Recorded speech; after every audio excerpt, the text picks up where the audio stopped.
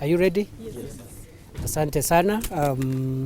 As you can see, we are here today in Gembe North.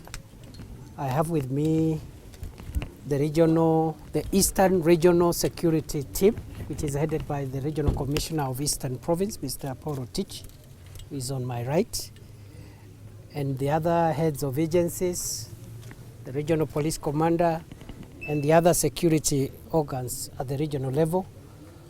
I am also here with the Meru team.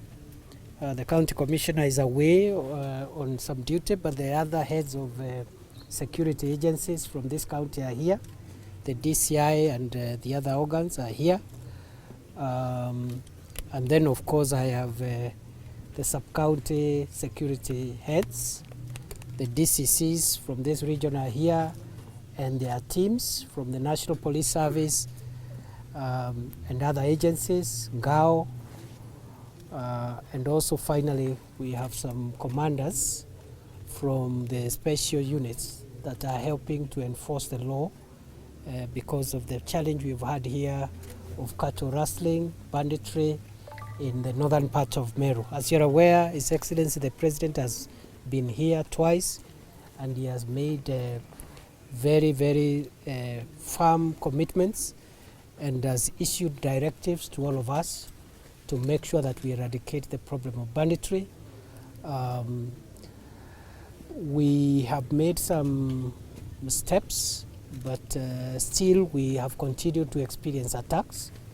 And therefore the purpose of today's meeting was to review our strategies even as we escalate the fight against cattle rustlers and bandits. And we are in a position to firm up the measures that we already took.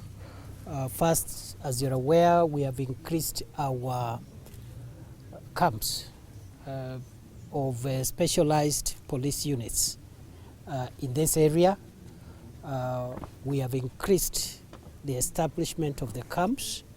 The last one was established on Friday, and we are hoping that next week one more will be established.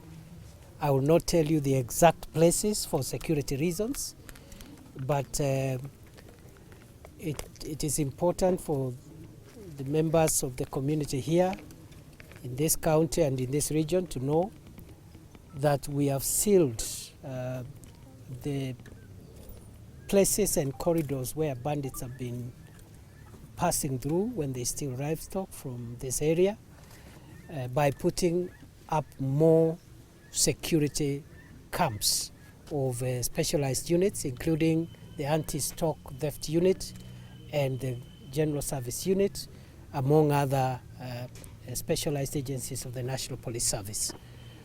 The establishment of the new camps, as I've said, the latest one was set up on Friday, and we are hoping to set up one more in the next few days within the week. That will complete the kind of deployment we think should be adequate for now to engage the cattle rustlers and neutralize the threats that we are facing in this area. Number two, we have also commenced the training of 140 National Police Reservists. The commencement of the training is tomorrow, and they are going to graduate by 15th of December. So I'll be back here to oversee the graduation of additional National Police Reservists to support the work of the regular and other specialized police units that are working in this area. So that again is a major step in terms of scaling up the war against cattle rustlers. Number three, I'll be back again in a short while because one of the measures that we are going to take is to increase the number of administrative units so that we can have more assistant chiefs, more chiefs, and even more ACCs to support the work that is being done by the DCCs, the county teams, and also the regional team headed by the regional commissioner. So in terms of administrative units, We are going to operationalize more locations, sub-locations and divisions, and I'll be back again in a short while to oversee that process, and the others will be presided over by the regional commissioner and the regional team from Embu.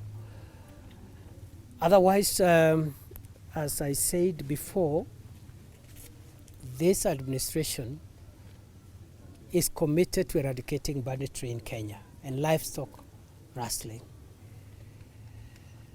These criminals have occasionally succeeded, unfortunately leading to loss of lives, sometimes even injuring our officers. But I think there are no two ways about it. Kenya must succeed in eradicating banditry.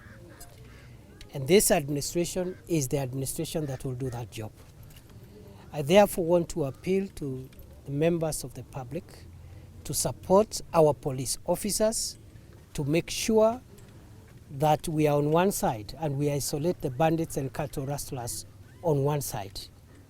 I want to call upon the public to cooperate with security agencies and also to cooperate with national government administration officers to provide us with intelligence and to bear with us as we rally our teams and as we put measures to make sure that we eradicate this problem. Increasingly, we have seen in many parts that are affected with the problem of livestock rustling, political leaders trying to interfere with security operations and bringing politics in matters counter banditry. We have instructed our security agencies to make sure that the war against cattle rustlers is not in any way politicized. And any political leader who uses politics to complicate the war against banditry, legal action will be taken against them, irrespective of their political persuasion, whether or not they are leaning towards the government political party or the opposition. We'll take action against them and will be very ruthless, and we will not care how many votes that particular person got, because there is no connection between being voted and abetting or encouraging crime. So this war, once again, I'm calling on the people of Kenya to be on one side. Political leaders, government officials, security managers at all levels, members of the public, we must all rally together on one side and isolate these bloodthirsty criminals so that we can eliminate them. I think they have tormented our people for a long time. Time has come for us to call the bluff. We're going to go out of our way not only to secure communities from attacks, but also to take preemptive measures and neutralize the threat of bandits from source.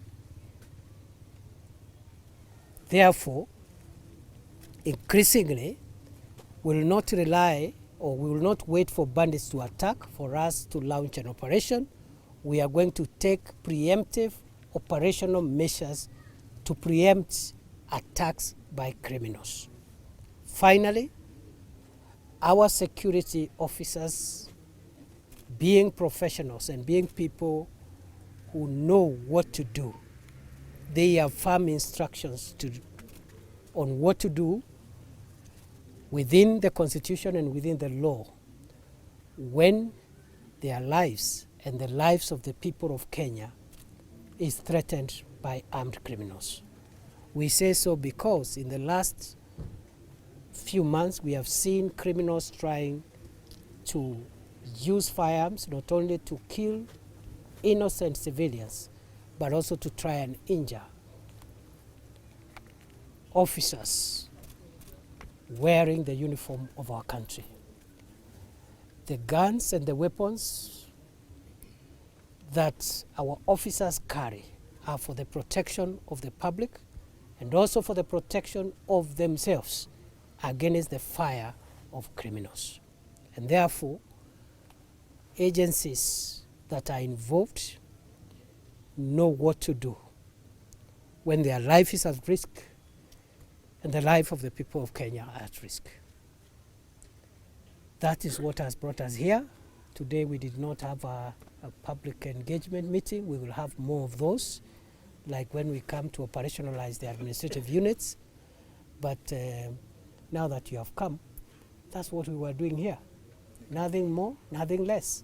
We came here because the last few weeks we have seen consistent attacks.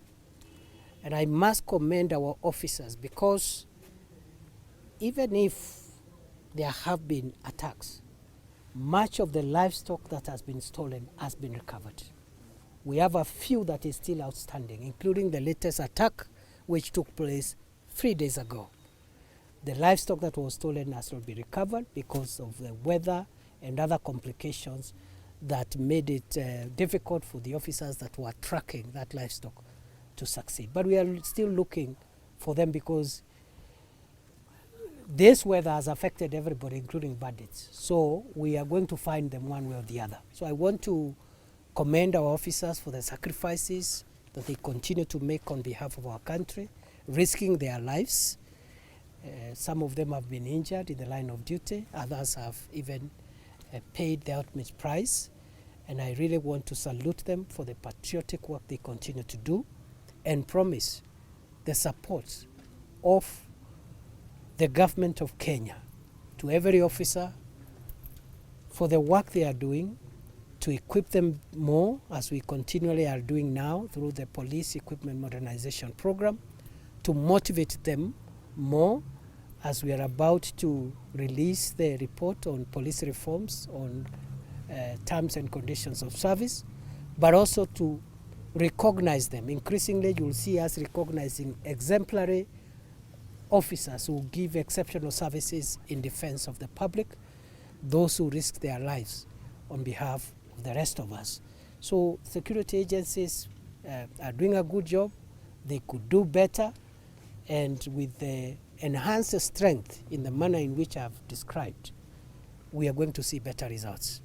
With the infusion of an additional 140 NPRs, we are going again to see a shot in the arm to our agencies here. We will increase that number.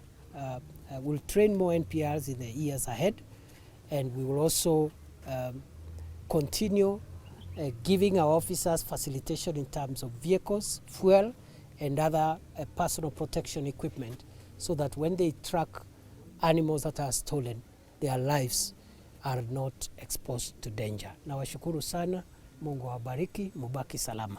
Thank you very much.